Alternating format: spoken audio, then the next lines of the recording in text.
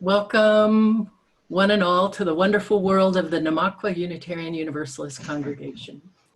My name is Laurel Leifert, and I serve as the congregation's minister. And the congregation is a very special one, especially warm and generous and justice-loving.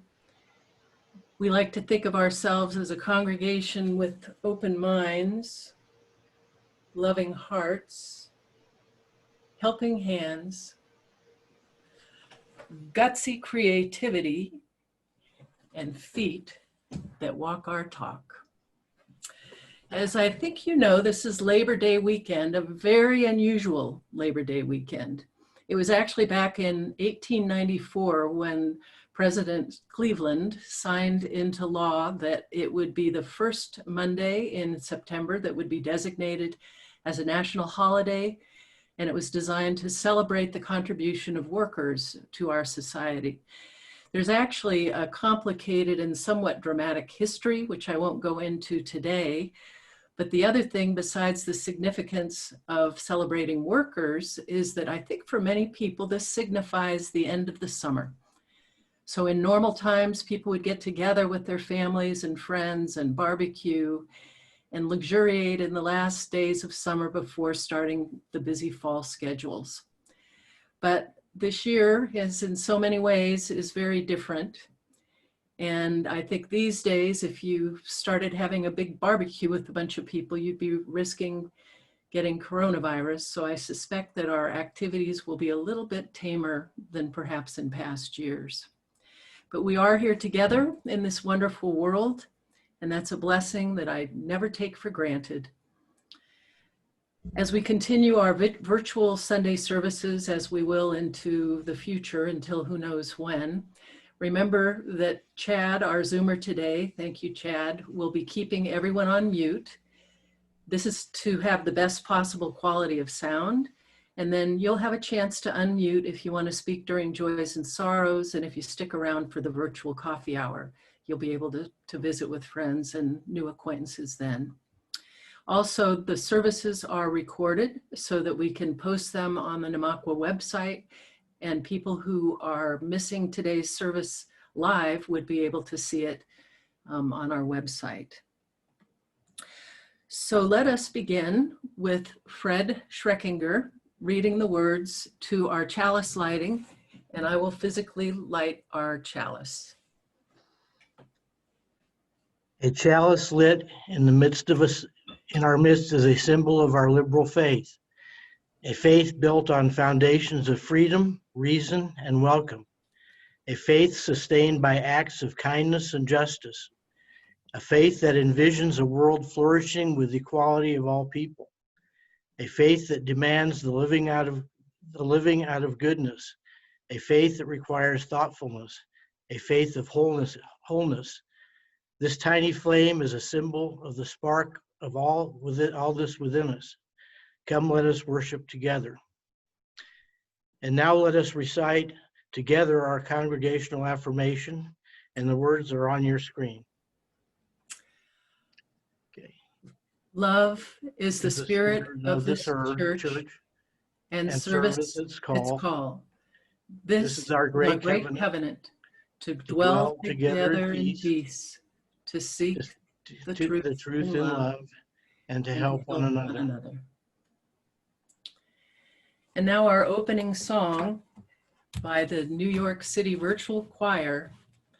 Barbara Fleming, this is one of your favorites. How can I keep from singing?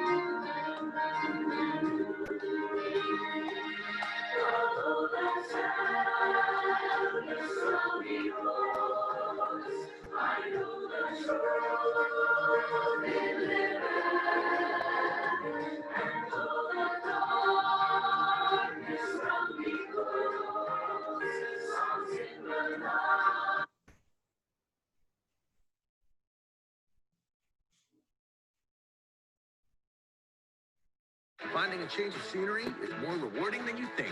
Because whatever you're checking out, when you check into a hotel by Wyndham, you're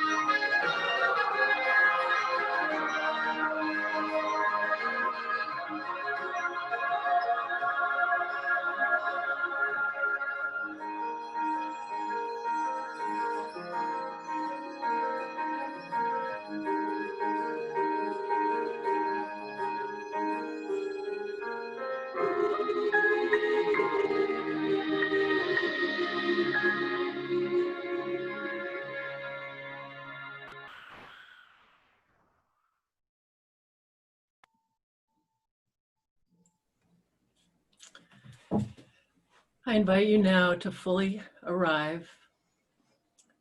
Take a nice deep breath and let it out. And then listen to these words written by Wendell Berry, who is a white American writer and farmer and an environmental activist. And after I finish the reading, I'll ring a bell, and then let's just take a moment of silence. So get comfortable in your chair.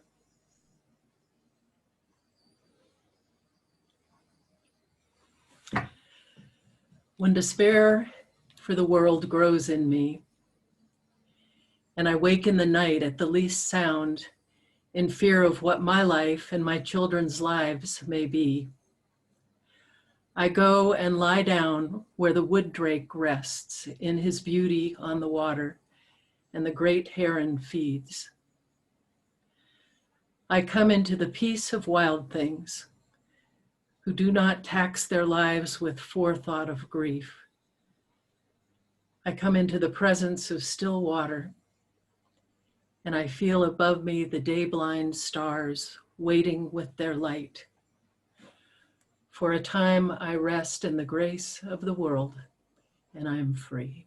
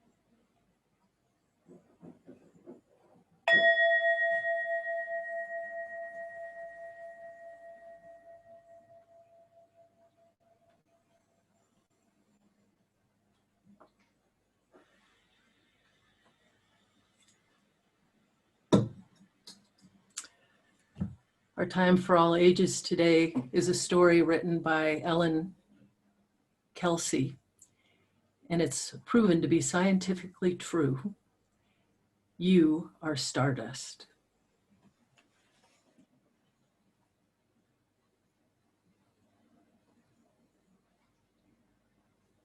Today we're going to read a book called You Are Stardust by Ellen Kelsey and artwork by So-Yun Kim.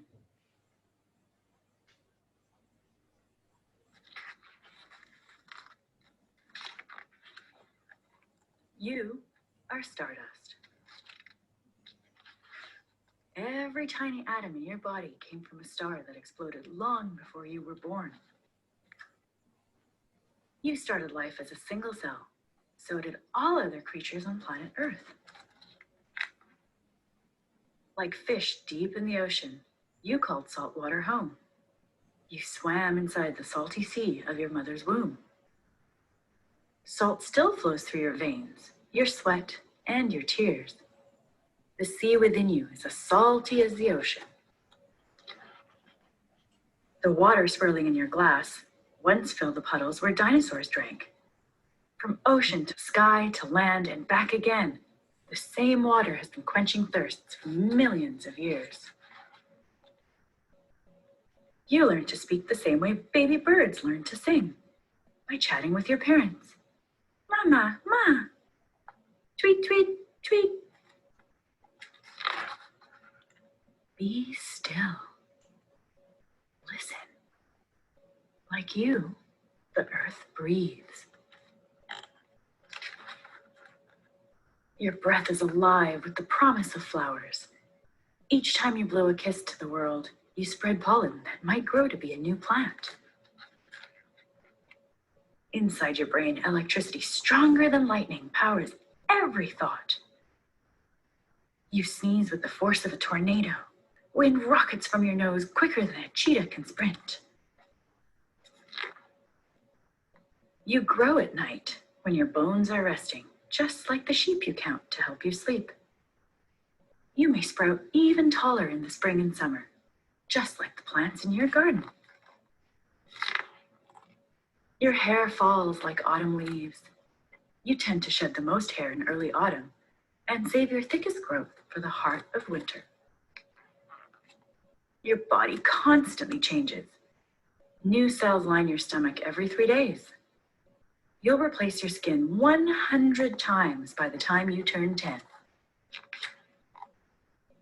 Just as old forests grow new trees in place of old ones, you grow entirely new skeletons throughout your life.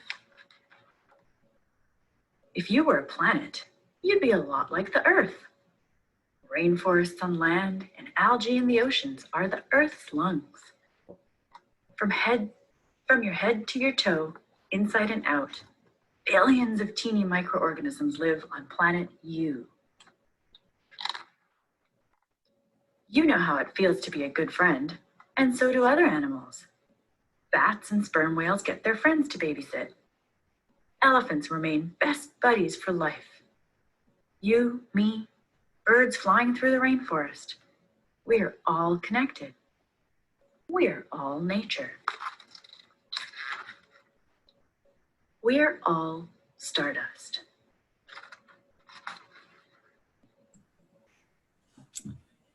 Indeed, we are. And let us, stars, share our joys and sorrows now.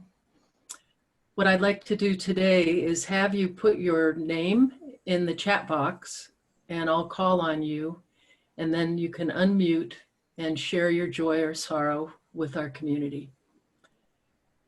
So if anyone has a joy or sorrow to share, at the bottom of your screen, you can put your mouse on the chat button and click it, and then type your name into the chat box. Or if nobody's doing that, do you want to raise your hands and we'll call on you? Now, surely we have joys and sorrows today.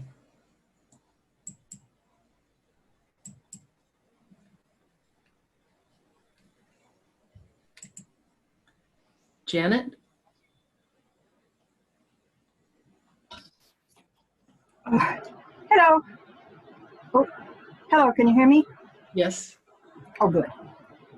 Got a new headset so you can. A joy, Diego's holding his own. He gets out of his crate Thursday, so we'll see how that goes. He's been showing a little bit of neurological problems, but he's hanging in. And I'm healing. I had a terribly infected tooth. That's why I've been in pain. I finally figured it out. And I got that removed on Thursday, so I'm recovering from that tooth removal. So that's it. And Diego is a cat. That's why he was in a crate. Oh, yes. I'm sorry. Diego is my, I forget that not everybody knows. Don Diego de la Vega Yes. is my little lion cat. And the other thing, before I forget, which I almost did, as the father of my daughters, he's making his end of life decisions, and I'm flying the kids out there to see him. Both my daughters and my 3 granddaughters, they're going to go out in about a week and a half.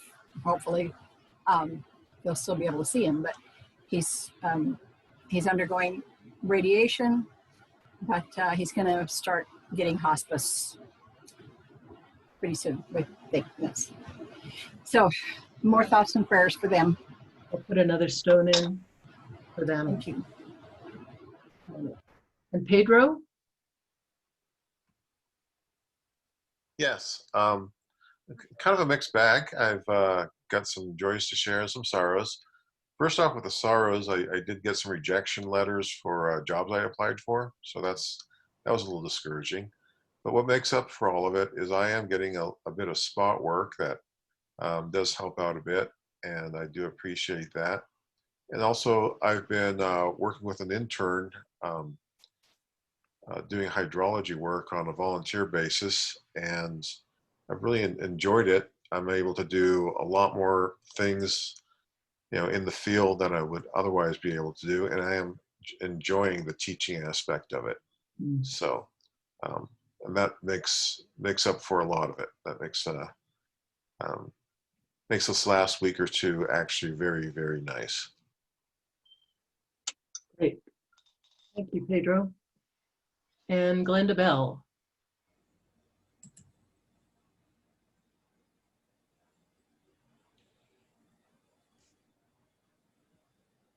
Hi there, gang. Last Sunday, I attended a virtual wedding of my grandnephew down in Evergreen. And it was a cross between the Keystone Cops and Amateur Hour and Tender Joy. They had all kinds of technical problems. It was on Facebook, but they managed to get through. And the groom is about 6'4", 240-pound, muscle-bound young man who cried a bucket. Aw. He cried all through it. Now, the bride cried some too, but not like the groom. Aw. It was so tender and so sweet. It was just a great event. All right. Well, congratulations, Glenda, and to soft-hearted men. And I'll read what Tig wrote is, she said, I'd rather not speak today, but was laid off this week.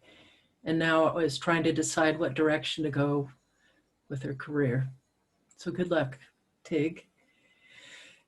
And Pete Buckmeyer.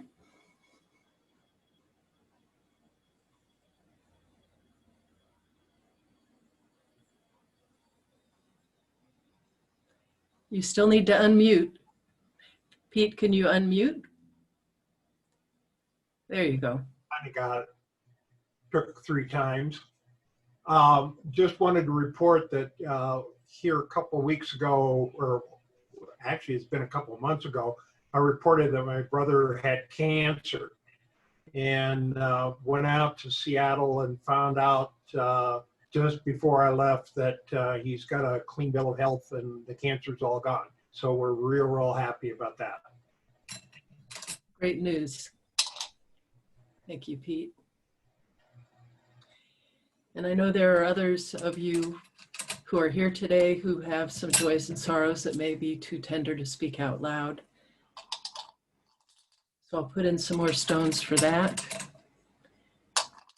And for those members of our community who aren't with us today,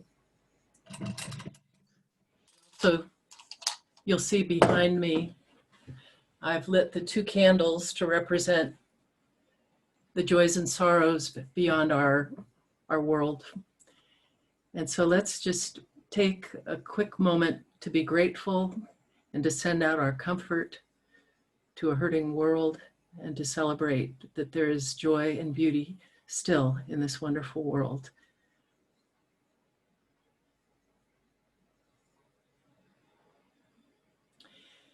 And then as a musical response, 2 sisters, Lucy and Martha Thomas, will sing Sarah McLaughlin's song, In the Arms of an Angel.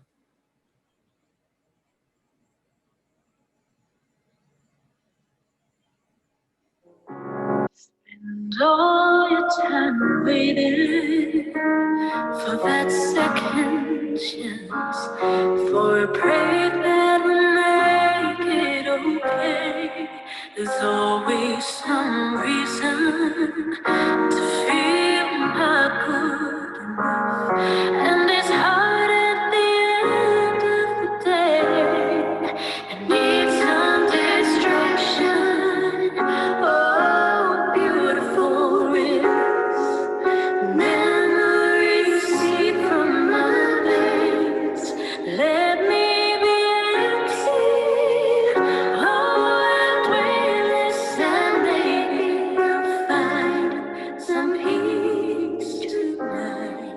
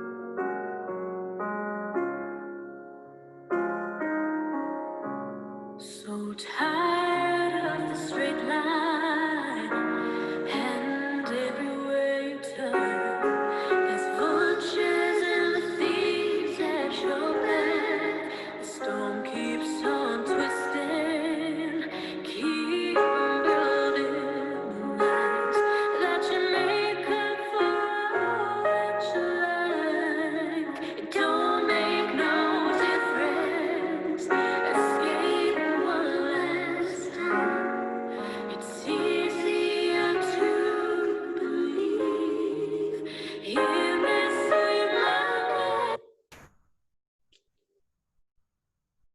all this glorious sadness that brings me to my knees in the arms of the angel.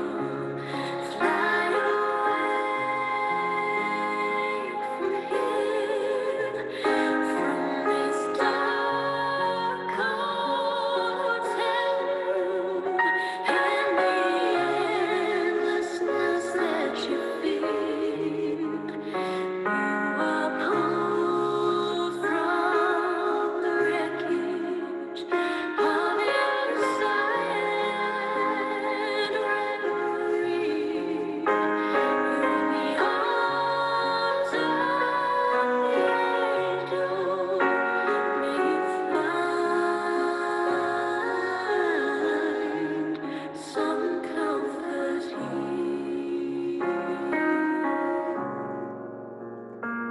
You're in the arms of the angel.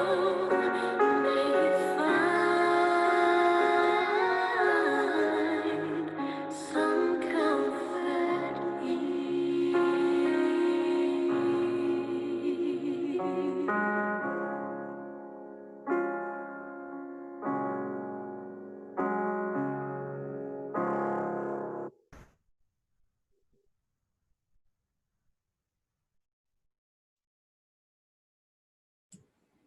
May you find some comfort here.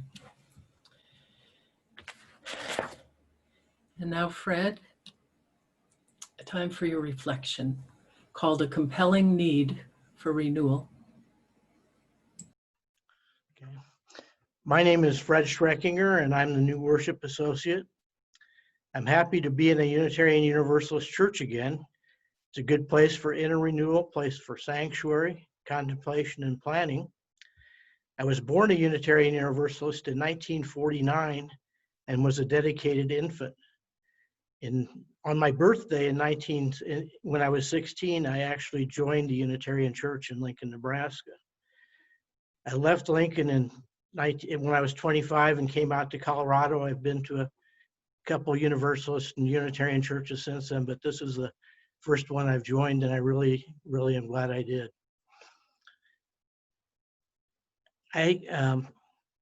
Being raised a Unitarian Universalist was a huge difference in my life. I had no fear and an open mind from day one. Otherwise, I'd be a poster child for the problem in America. An old, male, white, Anglo-Saxon, Protestant, heterosexual, suburbanite, and even live on a cul-de-sac. That's a very concerning demographic in recent polls. Renewal is often thought of as continuous and gradual. We're in a unique time now when renewal is mandatory with the pandemic. Almost everyone will have to grow and adjust and renew. We have no idea how long it will last, and we have no idea what will happen. We can't even guess the scenarios. A good scenario would be that we back into national health insurance because of lack of alternatives. A bad scenario could be that we may not be able to travel outside of the United States for a long time, maybe years. Nobody's going to want us if we're not safe. There's not much movement in this area. We're kind of slow with the masks. We hope that it will occur to some people that without wearing masks and following rules, we may not be able to go to Mexico for the beach or fishing in Canada, much less going to school in person and not by Zoom. All this is complicated by the fact that we were badly in need of renewal prior to the pandemic. We don't lead the world in many areas anymore. We're first in defense spending, of course.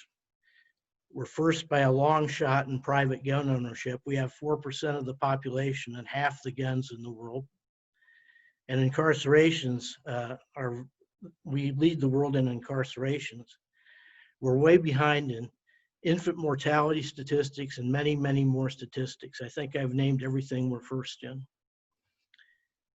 It is well known that it's a well-known fact that the top 1% is very disproportionately dominating the wealth of our country. This is definitely a problem, but in reality, it's also the top 20% that is dominating, according to Richard Reeves, the director of the Center for Children and Families at Brookings Institute.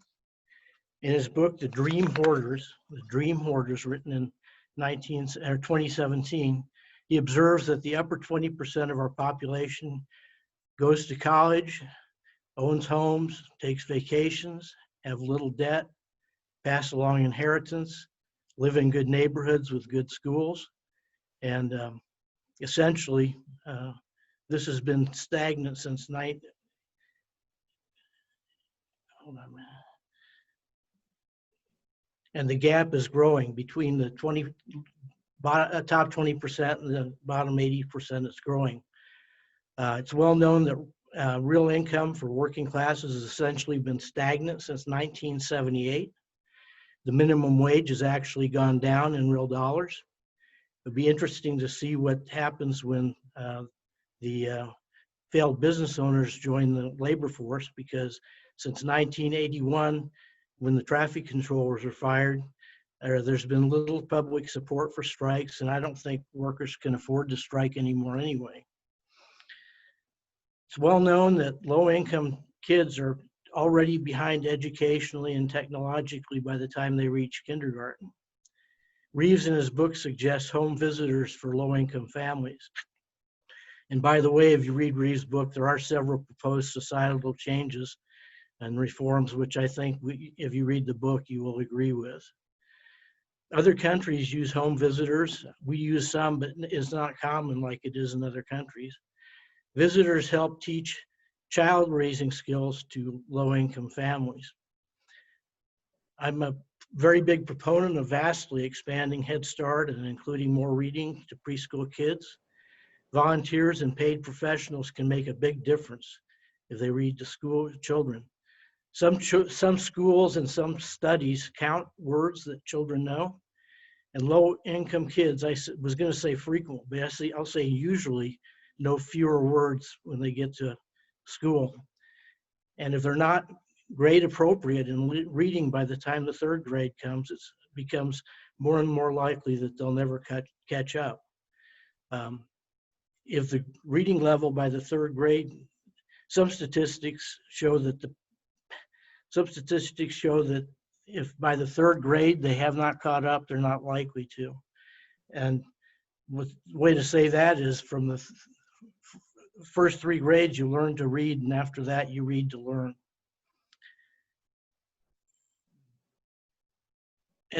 After the panic, and to the extent that we are able to right now, we need a new sense of urgency. There are 2 primary areas of focus that need immediate attention: leadership at all levels, including local. There's no need to expand on leadership at the national level. I think we know what we're talking about there. In education, some of our best minds are wasted in 7-Elevens, call centers, and other places. I don't think I need to say anything about the brain drain that would occur if we send back dreamers who have straight A averages and have spent 18 years in our schools.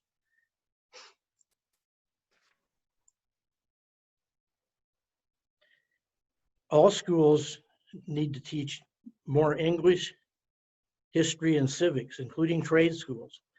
Of course, we need to support trade schools, but we also need to support good citizenship. If people rely on the wrong news, it may be because they've learned nothing in school and have nothing to weigh what they know against. And so when they encounter Fox News and other fake news, they don't know what else to believe.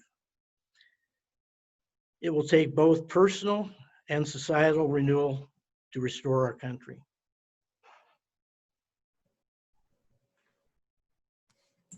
Thank you, Fred. Our offering this quarter is walking our talk by giving to a local nonprofit named Neighbor to Neighbor. What Neighbor to Neighbor does is help people stay in their homes, regain stability, and in some cases even achieve home ownership. So I hope that you will be generous. What will happen is that Chad now has posted in the chat the giving link. And so you can click on that and choose what your funds go to. And then in the meantime, enjoy this song, You Raise Me Up, which was made popular by Josh Groven. And this is by the BYU Vocal Point a cappella cover. Hope you enjoy it. I'm down and oh, my soul so weary. When troubles come and my heart burdened be, then I am still and wait here in the silence until you come and stay a while with me.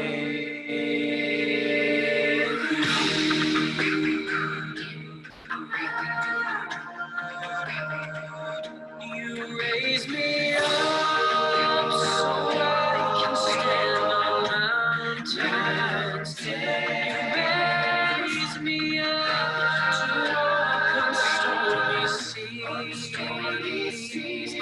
I am strong when I am on your shoulders.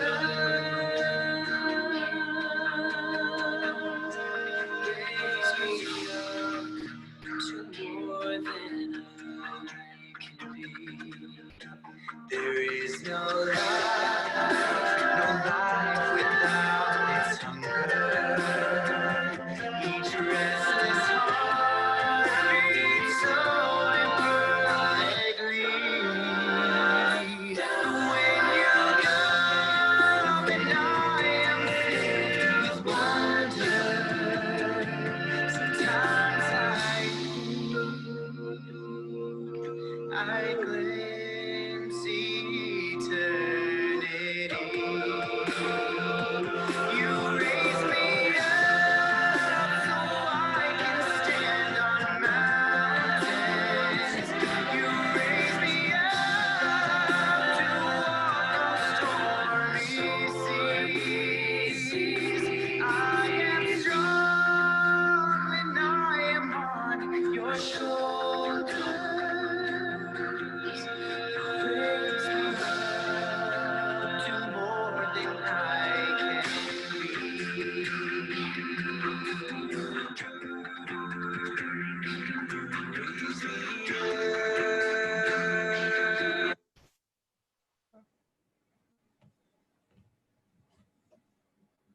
Finding a change of scenery is more rewarding than you think, because whatever you're checking out, when you check into a hotel by Wyndham, you're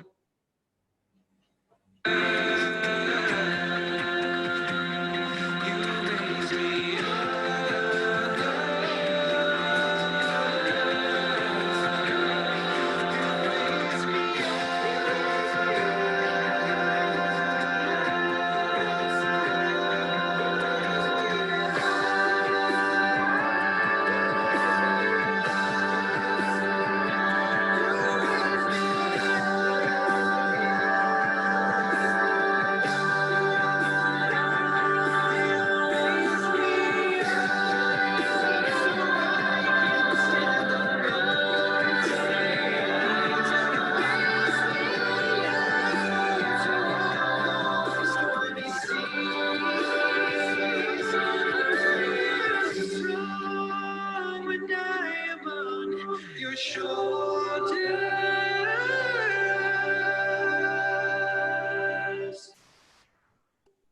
You raise me up to more than I can be.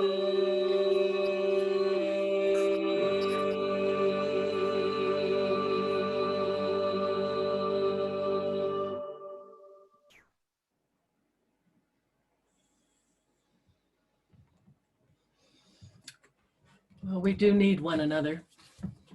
And I admit my heart gets weary sometimes these days. But I'm excited to share with you something that renews my hope. Consider the following scenario. You are an opposition leader in a deeply divided nation. Against all odds, you narrowly win a local election against a ruling party that controls the public space and censors the media, becoming mayor of the country's largest city. Under government pressure, however, the authorities rule that the vote was rigged, deposing you from office. And so now what do you do? This is how Melvin Ingleby began an article that he wrote last year for The Atlantic. Ingleby is a journalist who is based in Istanbul, and he was writing about the dilemma facing the now ousted mayor of Istanbul, Ekrem İmamoğlu.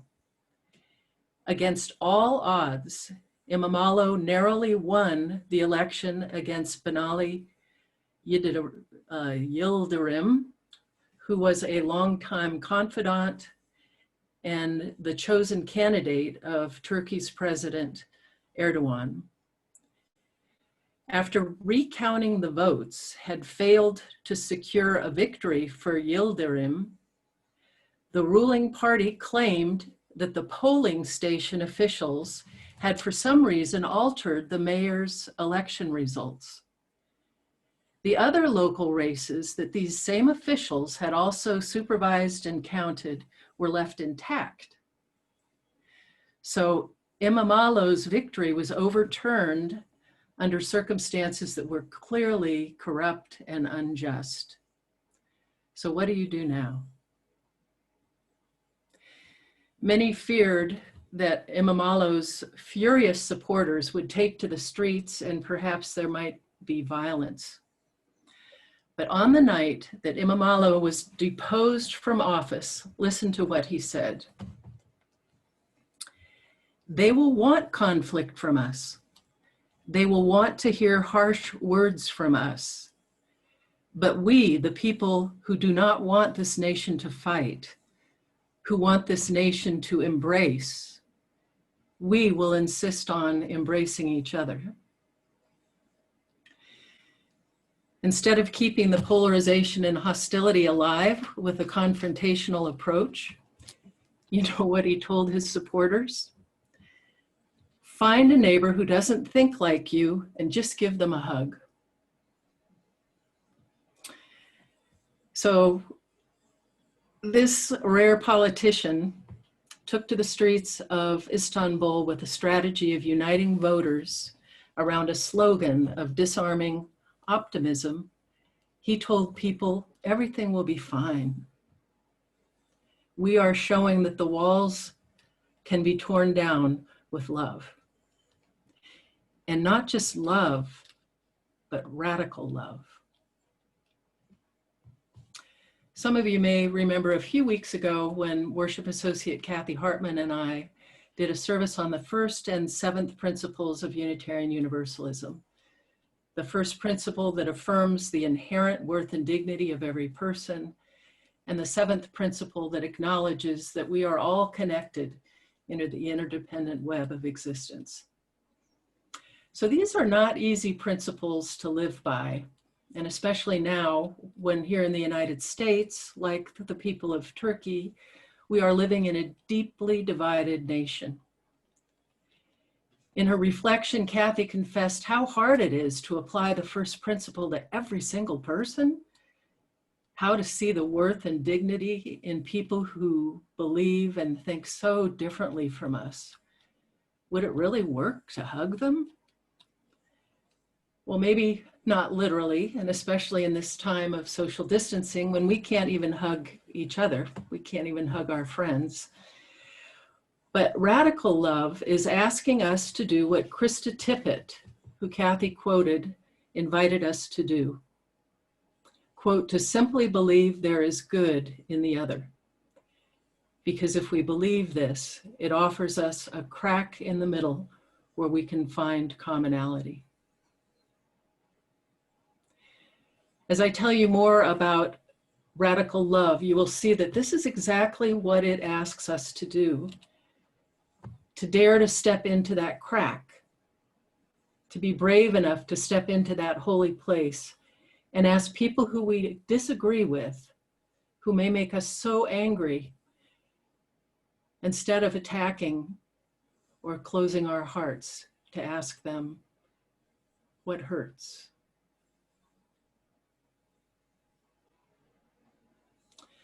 The remarkable thing about the story of Imamalo and the election last year in Turkey is that it actually worked. Imamalo reached out to the supporters of the government, the opponents that had pushed to depose him. He took to the streets and he visited mosques and told his supporters not to attack Erdogan and not to insult his supporters. Instead, these activists were told to talk less and to listen more. By implementing this strategy of radical love in response to the attacks and the corruption and the manipulation, in the rerun of the election, Imamalo won. It worked. This campaign strategy came from a 50-page pamphlet that is filled with beautiful drawings and Sufi quotes. It's called The Book of Radical Love. Atis Ilyas Basoy, who devised this strategy, explains one of the keys. We saw that we cannot change Erdogan, so we fight by changing ourselves. If you want to defeat Erdogan, you need to ignore him and love those people who love him. If you want to defeat Erdogan, ignore him and love those people who love him. Basoy's strategy of radical love is based on empathy. Like Dr. Helen Reese, author of The Empathy Effect, he saw that the decline of empathy has to do with social media. Communicating electronically through texts, email, social media posts, constantly being on cell phones, has drastically impaired our attention spans and our ability to engage in face-to-face conversations. So this creates a shallow society that is pervaded by a sense of restlessness and loneliness. And in turn, these feelings stimulate anxieties and fear. In the realm of politics, these feelings have political consequences. At least in part, they account for the surge of populist polarization that we see around the world. And to create and inflame this polarization, politicians use strategies of distraction and disorientation, stirring up division, and then presenting a strong leader as the answer to this hunger for security and stability. Basoy sought to understand how to interrupt this dance of polarization, because it takes two to polarize. He was inspired by a book by Daniel Kahneman called Thinking Fast and Slow. Have any of you heard of that book, Thinking Fast and Slow? In the last 20 years, things have been done more rapidly than in the entire history of humanity. And yet at the same time, humans still grow in the same way. The human baby is still a baby in the same way. But human evolution can't catch up with this sociological revolution. And in our rapidly changing world, there are those who create fear. Fear of people who are different, the mentality of us and them. And so they submit their will to leaders who can, as Basoy puts it, quote, direct these feelings like an orchestra conductor, end quote. So if we don't slow down and take time to pause, to look deeply at ourselves and at others, and at who is pulling the string, who is conducting the orchestra. We are all being manipulated, and we will continue to be. The kind of division and polarization that Imamoglu faced in Turkey is certainly familiar, isn't it? As here in the United States, we gear up for the November election. During the campaign in Turkey, the pro-government media outlets tried to smear Imamoglu as a terrorist sympathizer or an undercover Greek. But when he kept turning the other cheek, refusing to take the bait, these attempts to stoke polarization proved to be ineffective. And I will end today by sharing a realization that has actually changed the way I watch and respond to the news now. In an article about radical love in the Journal of Democracy, Besoya explains the dynamic of polarization. When one side of a polarized situation responds to every move that the leader of the other side makes, they often end up projecting their disdain for the leader's crude rhetoric or moral misconduct on his supporters as well. And this tends to foster derogatory and patronizing assumptions about the group of voters from the other side, who are often lumped together and derided for their lack of enlightenment and education. Instead of disdain, radical love would have us respect everyone's identity or religious beliefs and, quote, avoid arrogance at all costs, end quote. So I confess to you that I have felt disdain for leaders, and I have painted their supporters with the same disdainful brush. So I, who am a minister of this Unitarian Universalist faith that begins with the first principle affirming the inherent worth and dignity of all people, I realize that I am guilty of having polarizing thoughts, and I have fallen into the trap of feeling arrogant.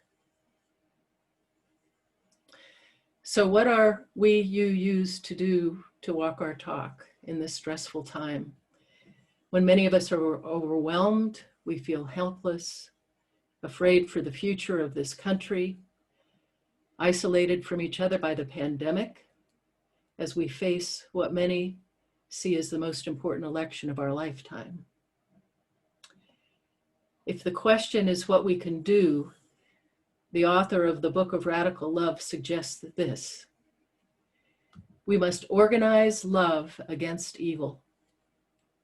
Love is a different feeling, just like fear, against the ideology of saying there are evil people out there, being able to say instead, there are actually a lot of good people out there. And that is a way of fighting as well. If we're going to fight, he says, we must do it with flowers.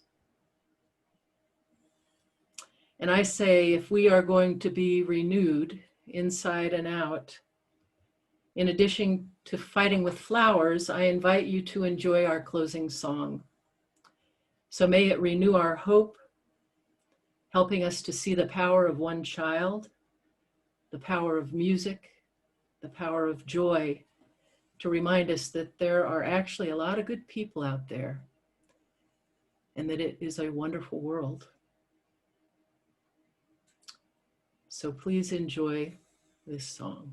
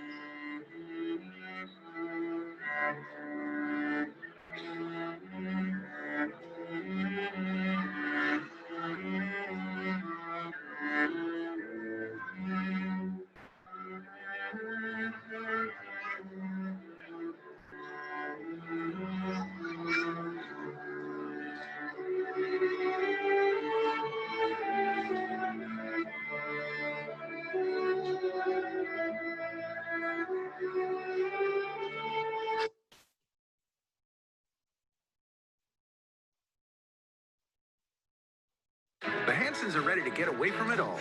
And no matter how far they go, they'll be about 10 minutes from a hotel by Wyndham.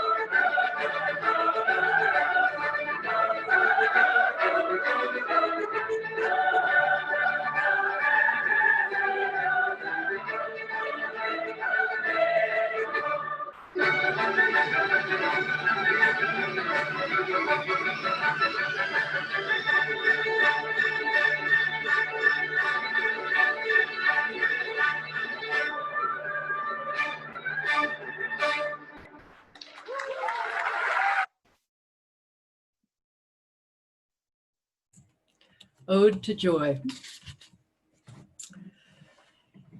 Fred, will you read the words to extinguish our chalice? Unitarian Universalists have said for centuries that there is room in our religion for all seekers. Skeptics, poets, and scientists are welcome here, as are nonconformists and shy, uncertain folk. We believe that restlessness and doubts are a sign of grace, and that the love of truth is the holiest of gifts. Radical love reminds me of the prayer of St. Francis of Assisi. May we be instruments of peace. Where there is hatred, let us sow love. Where there is injury, pardon. And where there is despair, hope. So I hope that radical love has inspired you and given you hope the way that it has given me. The words of John O'Donohue that I say every morning. May we live this day compassionate of heart, clear in word, gracious in awareness, courageous in thought, and generous in love.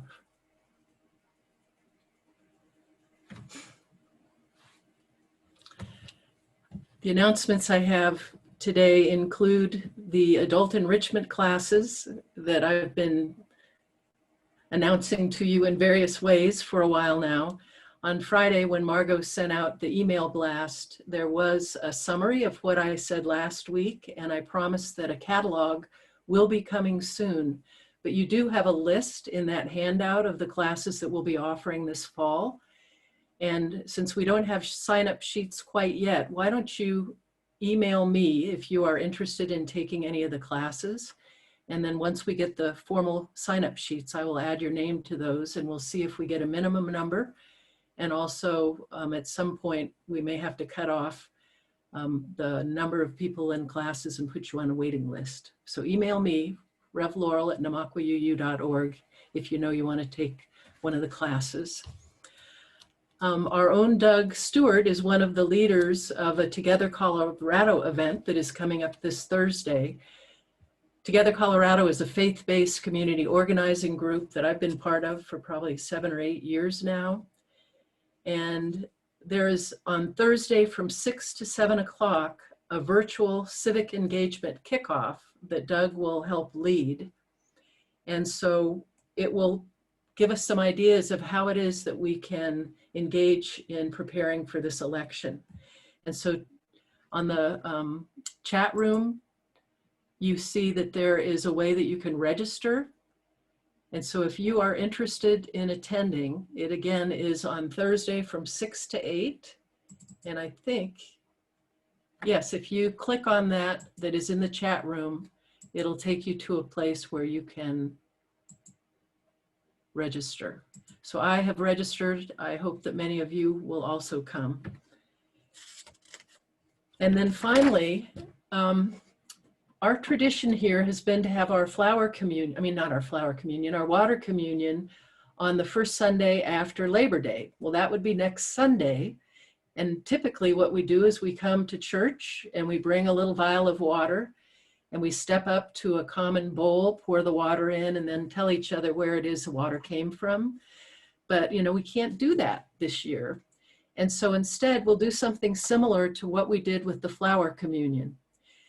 On Saturday from 9:30 to 10, you're invited to come to church and bring your vial of water. And outdoors on the side lawn, we'll have a common bowl. Our Director of Religious Education, Janan Wright, will be filming it. And I will be greeting you, and you'll have an opportunity to pour the water into the common bowl, tell where it came from, which this year, probably a lot of it is going to be from our kitchen sinks. And then for the first time, we'll have a section in our membership book where you can write down your name and where the water came from. I always tease that this is our version of holy water. We use it for child dedications. We used it when we dedicated our building. And so this way we'll know what the little atoms and molecules in the water consist of. So I hope to see some of you on Saturday from 9:30 to 10 at church. And then Janan's son is our secret weapon to take the film and put it into some usable form that Sarah Suriani, who will be our Zoomer next week, can show at the end of the service, where we would usually do our ritual of our water communion. So that'll come out again to remind you this Friday in the email blast. But in the meantime, I hope that you all stay safe and sensible. And we'll now have an opportunity to say hello to each other in our virtual coffee hour breakout rooms. Take care.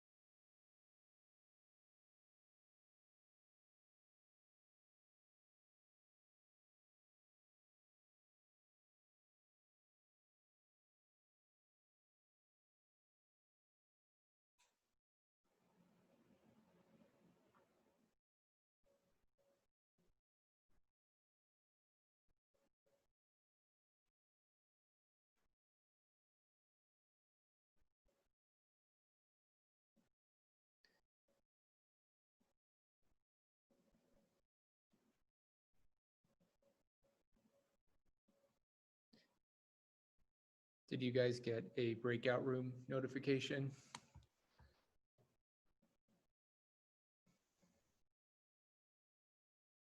It should pop up on your screen, and then I believe you just click on it to join the room.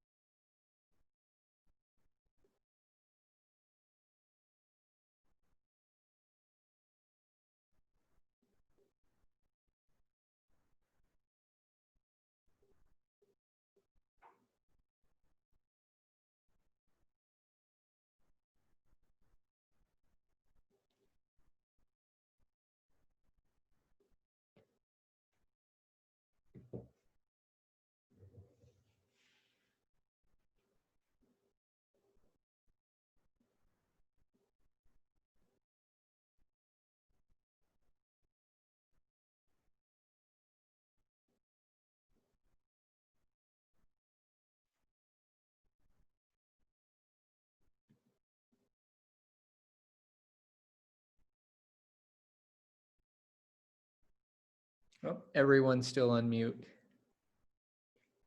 Good. Yeah, there we are. Okay, bye-bye. Bye. I said, oh, well, Doris left. Take care, everybody. Be safe. Thank Bye. you, Laura, for Bye-bye. Okay.